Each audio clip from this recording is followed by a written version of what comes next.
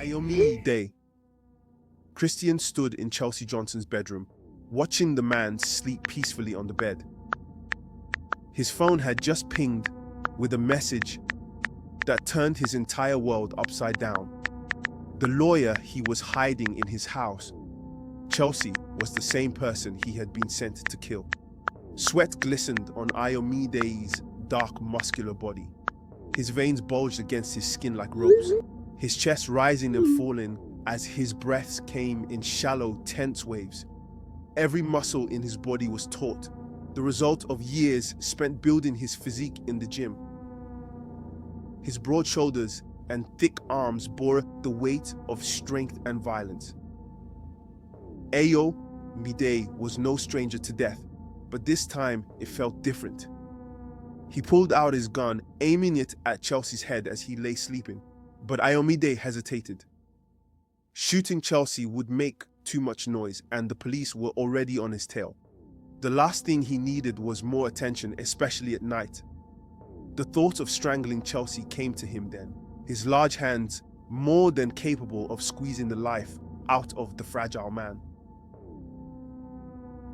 Ayomi lowered the gun and crept closer to the bed, his hand stretching out towards Chelsea's neck. But just as his fingers brushed the soft skin of Chelsea's throat, a loud crash came from the living room. Ayomi froze. His heart raced as he heard the unmistakable sound of men breaking into the house. Moving swiftly, he tiptoed back towards the living room, his gun raised. He hid behind the curtains, peeking through the dim light at the intruders. 3 men, all wearing ski masks and armed with guns, had broken in. Ayomi's instincts kicked in. He could have used his gun, but something inside him wanted to do this with his hands, to feel their bodies crumble beneath his strength. He moved silently, like a predator stalking its prey, and pounced on one of the men.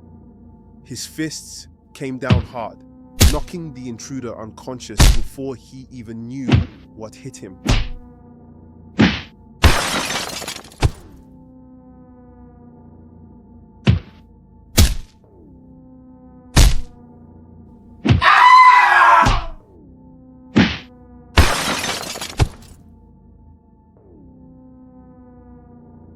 Bending down, Ayomi yanked the ski mask off the man's face and recognized him immediately.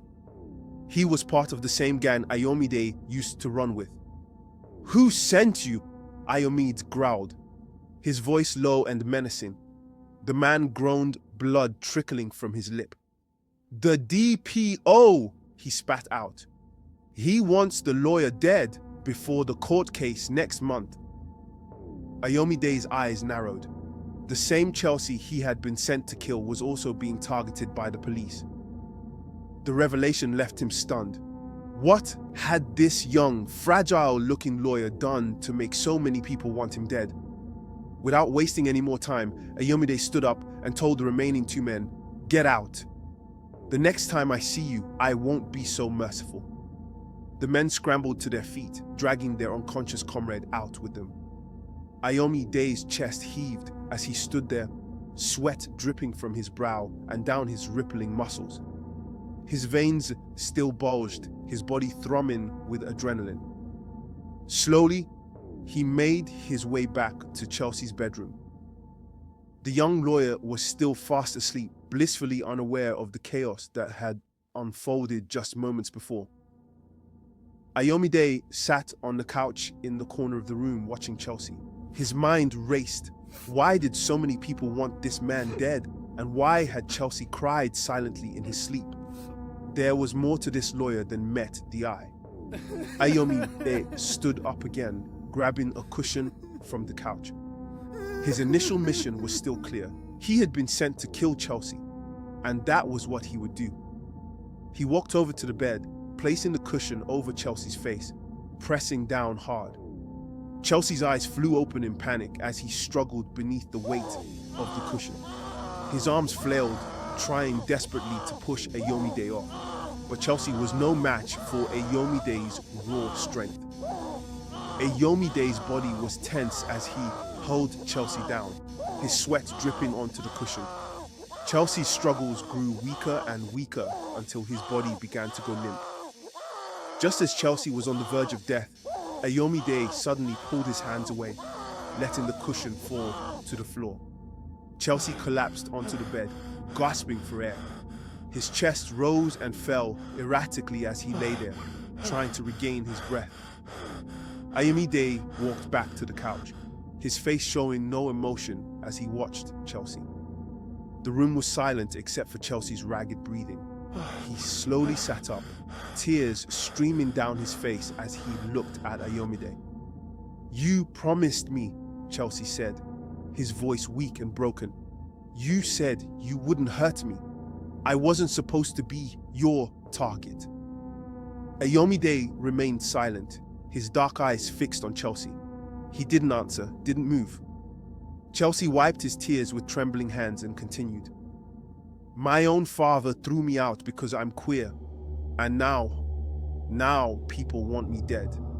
Why? What did I do to deserve this?" His voice cracked as he broke down in tears, his light caramel skin flushed with emotion. Ayomide's eyes flicked to the red marks on Chelsea's neck, the evidence of his own violent hands.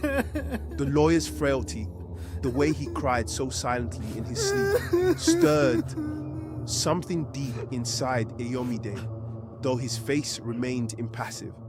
He didn't know why he hadn't killed Chelsea, but he felt a strange pull towards the man. "I didn't kill you because I want to know why you cried," Ayomide said finally, his deep voice cutting through the silence. Chelsea looked up at him, confusion written all over his face. "What do you mean?" he asked. Ayomide leaned back in the couch, his muscles still tense from the night's events. "I was sent to kill you, but I need to know why so many people want you dead. I need to know who you are." Chelsea's tears continued to fall as he wrapped his arms around his knees, pulling them pelvis to his chest. "I'm just a lawyer, a queer lawyer trying to survive in a world that hates me for being who I am.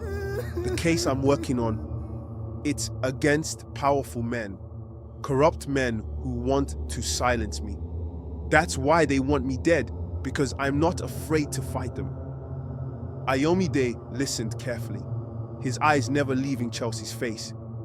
He had been sent to kill this man, but now he found himself wanting to protect him instead. The contradictions in his life had never been more apparent. He was a killer, but for the first time he hesitated. For the first time he saw the humanity in his target. Chelsea's quiet sobs filled the room as Ayomide stood up.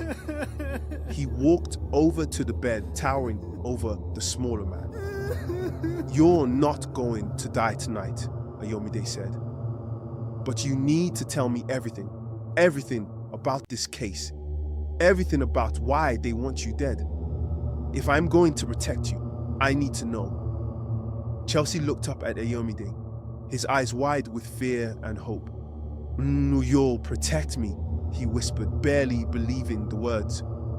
Ayomide nodded, his muscles still tense, his body still glistening with sweat. "Yes, but only if you tell me the truth." Chelsea swallowed hard and nodded, wiping his tears away. "I'll tell you everything. Just don't hurt me again." Ayomide's eyes softened for a brief moment, but he quickly turned away, his face hardening once more. "I won't hurt you, Adha, unless you lie to me." He walked back to the couch, sitting down heavily. His mind raced with questions, but one thing was certain. Chelsea Johnson wasn't just another target. He was something more. And the Ayomide, or the Christian, the killer with the iron body and the cold heart, was now caught in a web of secret dangers, AMD emotions he hadn't anticipated.